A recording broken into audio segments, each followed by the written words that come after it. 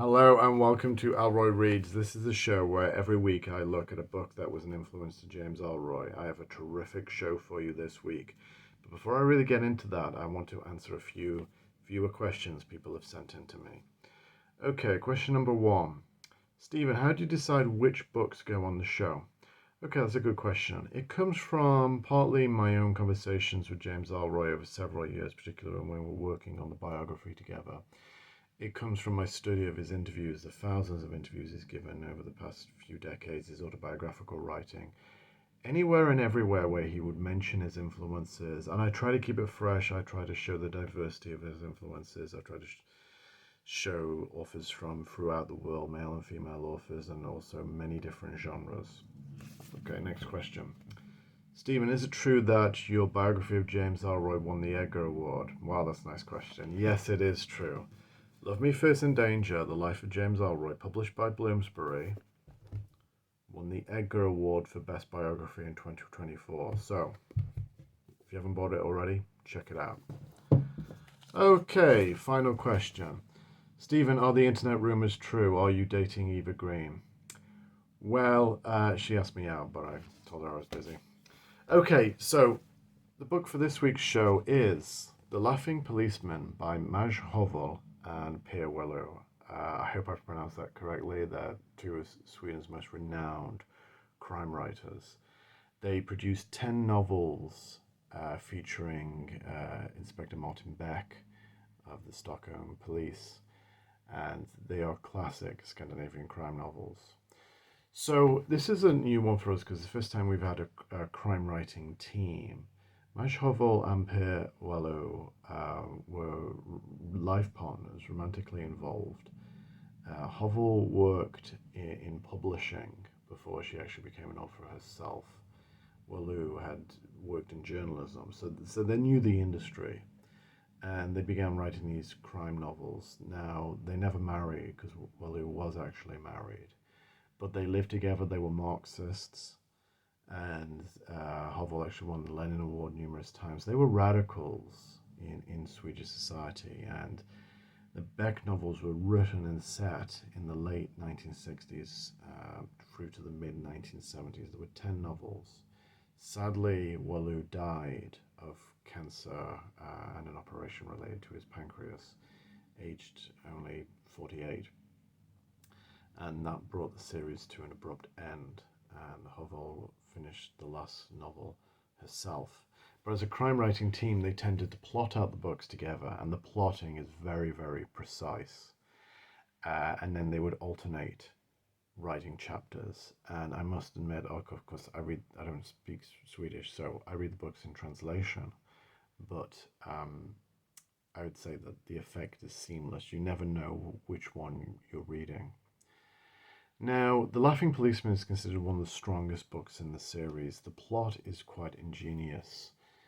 There has been two rather idiotic uniformed policemen who are kind of mostly comic relief stumble across a red double-decker bus. Now, the make of the bus is kind of important. There's a lot of references in the novel, a lot of references to both Britain and America. Now, the make of the bus is a Leland Atlantean. Sorry, a Leland Atlantean. And those are the kind of common double-decker buses that you still see in London and throughout Britain today, and in many parts of Europe, but specifically kind of, think of tourist London and you're pretty much on the right track there. This bus has kind of come off the road, is parked awkwardly, if you could call it parked, it's more stopped. And when the policemen go inside, they've been tipped off by an old man who's walking his sick dog that there's been a massacre. They go inside and they find 8 people machine gunned to death. Now, these are idiotic policemen, they trample over all the evidence.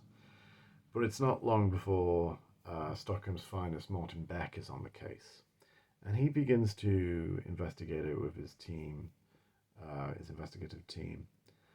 And really it boils down to kind of like a classic Agatha Christie conundrum, i.e., was this an American-style mass shooting? Or was it a case where there was one target, and the 8 people were murdered with just the one intended victim put in the middle as cover. And it's just a really, really gripping and really well plotted and funny, sociologically, vibrant, very, very well referenced. They're in the middle of anti-Vietnam War protests. In fact, that's what's taking up the police time until this mass murder case comes along. And really well done. And in terms of references, The Laughing Policeman, the title comes from the song by Charles Jolly, and I'll just play a little bit for you.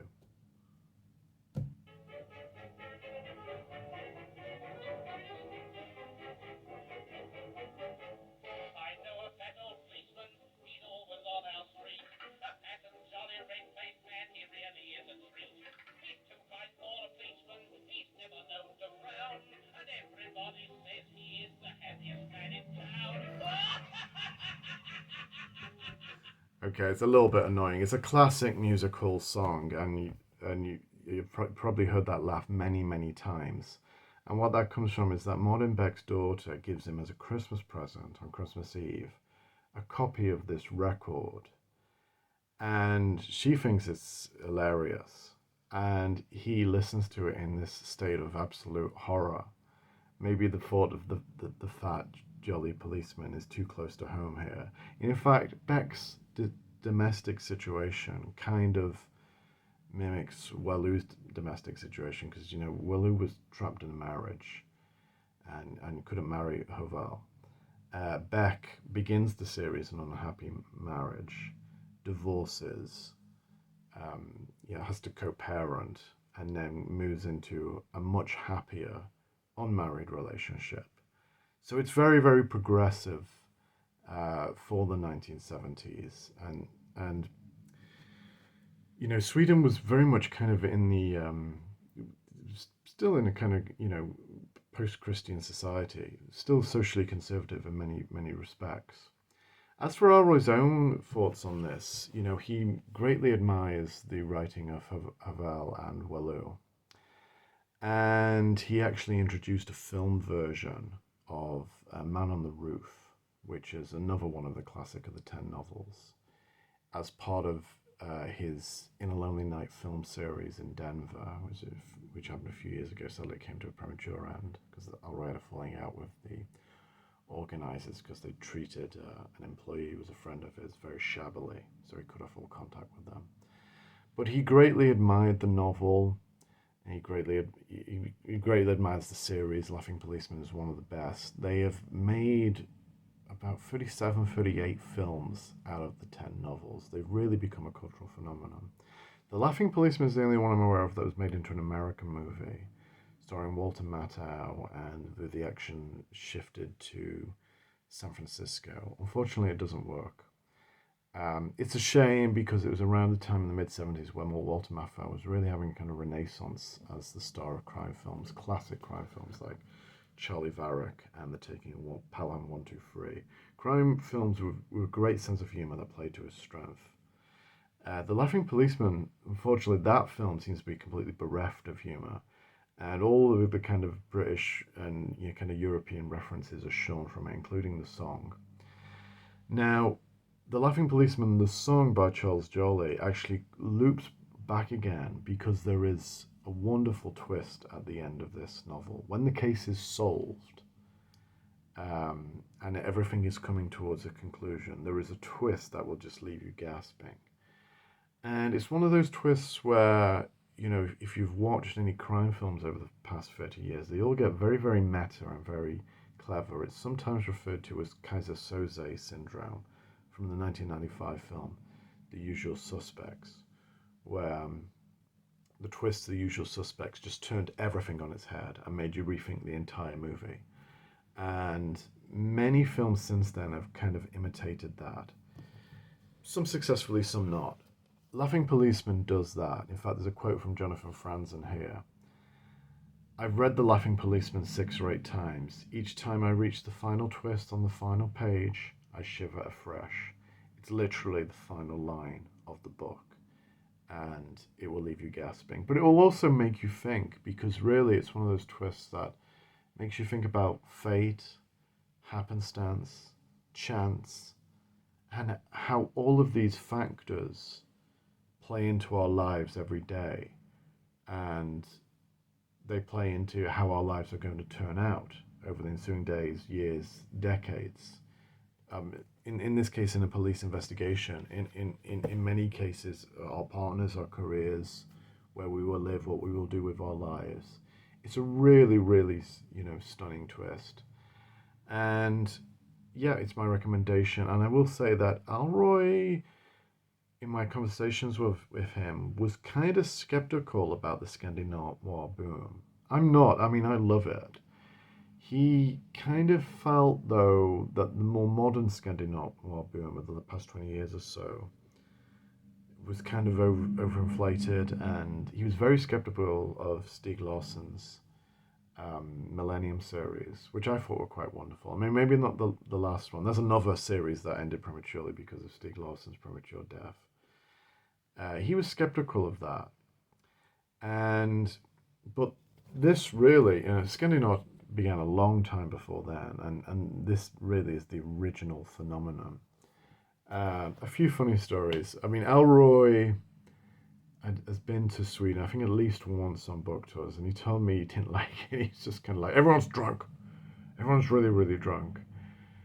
When he was there. And Ellroy kind of have very mixed feelings about alcohol because, well, one, he's an alcoholic and he can be very, very priggish about it at times. But at the same time, he gifted me a beautiful case of Johnny Walker Blue. And which, I still have the case, the bottle's long gone, but he loves to give people alcohol, and he told me, that would be the drink I would drink if I could. He sounded kind of sad about it, but that's just the way things are. I know he often gives cases of champagne to his publishing colleagues when a book is done. He's so grateful. He wants them to enjoy alcohol. He's kind of like, have a drink on me. You enjoy it on my behalf. When I been to Sweden once, visited Gothenburg, it's absolutely the most beautiful place on earth.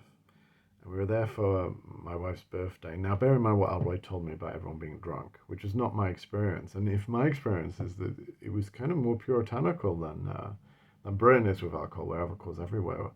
So my wife and I went to a supermarket, and we were like, "Where's the wine?" And we asked this lady, the manager, it's like, where'd you keep your wine? She's like, what, real wine? And like, yes, real wine. And she's like, it's in Sweden, we don't sell it in the supermarkets. She's like, there's a shop down the road where you can buy it. But she's like, really, you don't want to go there? And we're like, no, it's my wife's birthday, we're having some wine. So we went to the shop expecting it to be some sort of grotesque British style off license where you go, and put your own life at risk.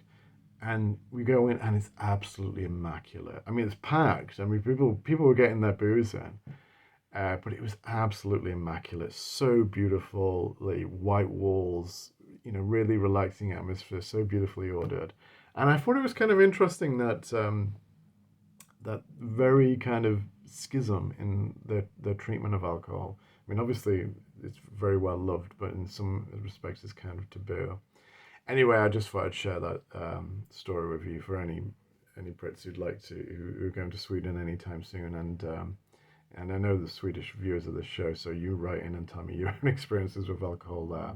But to get back to my book, The Laughing Policeman, it is the greatest of the Martin Beck novels. I know Ellroy admires it, and what Sjöwall and Wahlöö created through this series. Was really, really stunning, and this is the original Scandi-Noir boom. Okay, thank you very much for watching, and I'll see you next time for another episode of Ellroy Reads. Okay, bye-bye.